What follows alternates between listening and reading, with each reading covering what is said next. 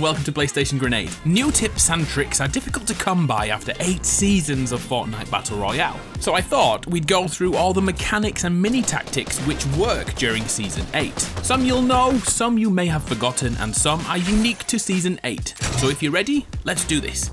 By the way, there are some great YouTubers who regularly upload tip videos. Check them out, you won't be disappointed. I always ask a question on these videos. This time, which landing location has given you the most wins? For me, it's Pleasant Park. What about you? Write your answers in the comments and upvote your favourite landing spots. Except for Tilted Towers, because you guys, you're sadists. Right, you ready? Let's do this. The hamster balls are almost as annoying as aeroplanes, but have you mastered moving quickly and making yourself a hard target to hit? Give this a try. Use the grapple to swing from tree to tree. With a little practice, you'll be on par with your friendly neighbourhood Spider-Man.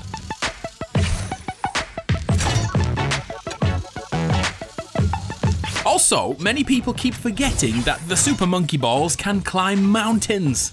So save your mats and try not to let your balls drop. There's a joke in there somewhere. Sorry. The baller can even drive up molten lava. I know it's a bit specific that, but yeah, it can. So if you're ever traveling around in that area, keep that in mind. As we're talking about a bit of locomotion, remember to emote when using a hoverboard to make yourself a harder target to hit. You also look mighty fine whilst doing it. The worm has to be the best because of its low profile and high movement, but anything is better than standing still. Here's one that everybody knew except me. You can heal whilst using the hoverboard. Yeah, I know, I'm an idiot. I never tried. I simply never tried. Now I can arrive even later into the next circle, knowing I can heal whilst in the storm. Hey, no, no, no. I'm sure you know this one too, but just in case, Season 8 introduced the fantastic cannons for quick and easy free rotations. Have you ever tried wheeling a cannon over a geyser? Geyser gap, whatever. It's possible to shoot the cannon towards the ground and gain even more height. You can also switch positions and then fire yourself from that cannon mid-air. It actually rivals the quad crasher for speed. If there's no geyser nearby, as long as the cannon is a few levels above the ground, it's possible to do this trick, but in a much smaller way. Simply walk off the edge and shoot your cannon at the ground. Moving on to quad crashes. We all know to make a ramp to get some serious airtime. The problem is, getting shot out means you'll inevitably fall to your death.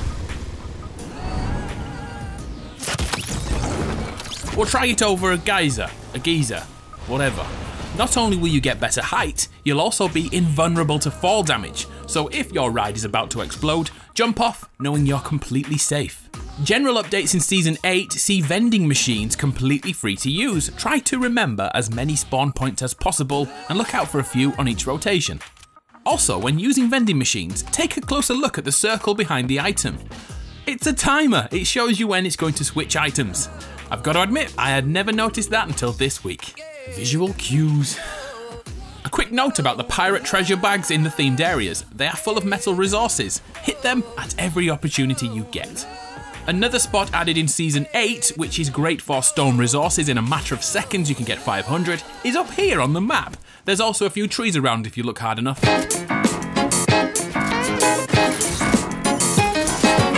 Traps are now one button to place and do not require a floor, roof or wall tile to use. This is such a hard change to make due to over a year of muscle memory, but with a little practice, instantly trapping a foe is now even easier. Not only are traps a single button press for use, as too are the launch pads. So when that moment comes when your build is shot out and you're falling to your imminent death, spam the launch pad and pray that you hit the right angle.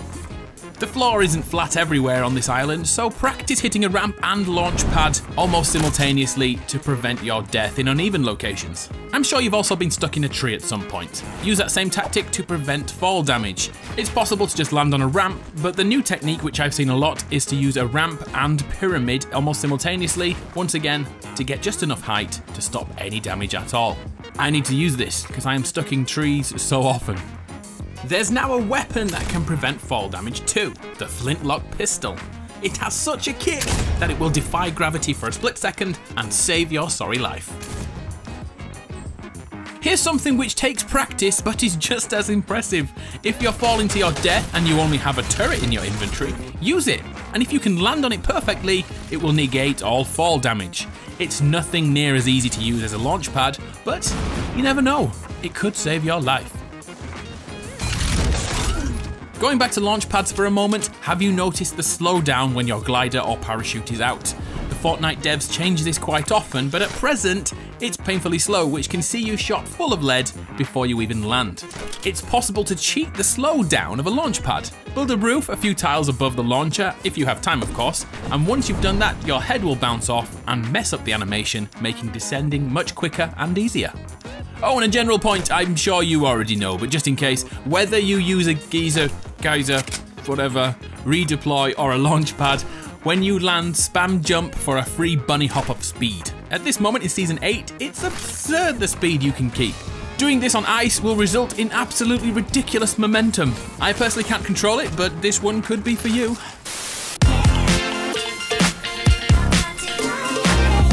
We can't have a tips video without a few ways to get into 1x1s. Has this ever happened to you?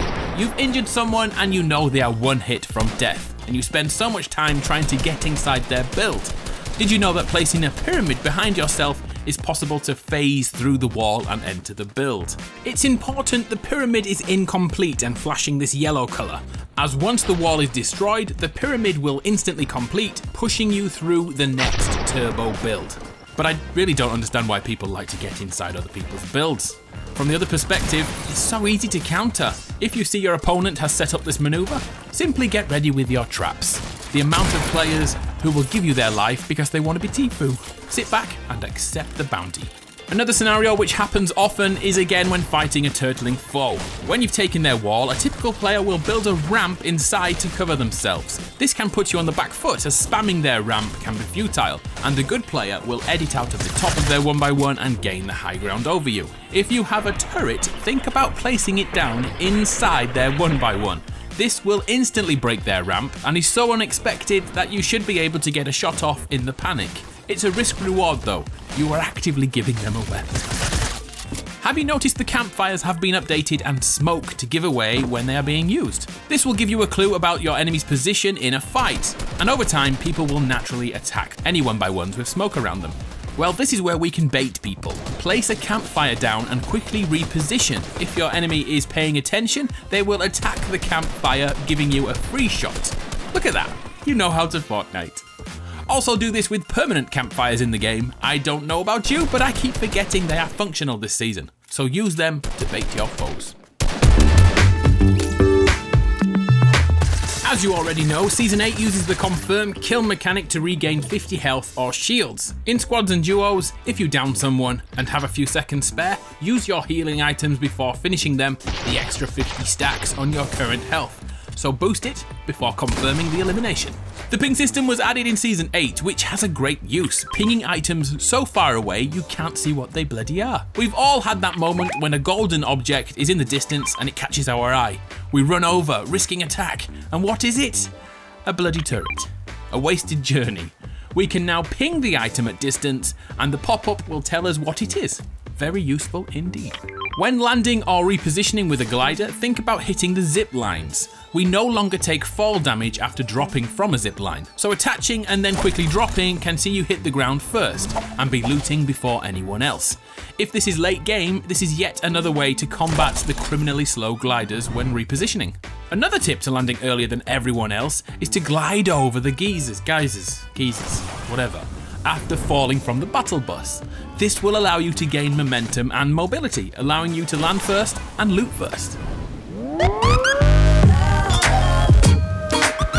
So there we have it, 30 tips and tricks to keep you one step ahead of your enemies in Fortnite during Season 8. What did I miss? To end, here's a Legends dance to thank those people who used my code Adamaru in the Fortnite shop. You guys are absolute legends to me. By the way, we need to figure out a name for my supporters. Grenade guards? Bomb squad? I need help, really do. Anyway, if you want to be in the next thank you dance, take a picture when you are using my code and throw it over to me on Twitter. I'm Adam Grenade over there. Once again, thank you for your time and thank you for your support. I'm Adam from PlayStation Grenade. It's been a pleasure. As always, I'll see you next time.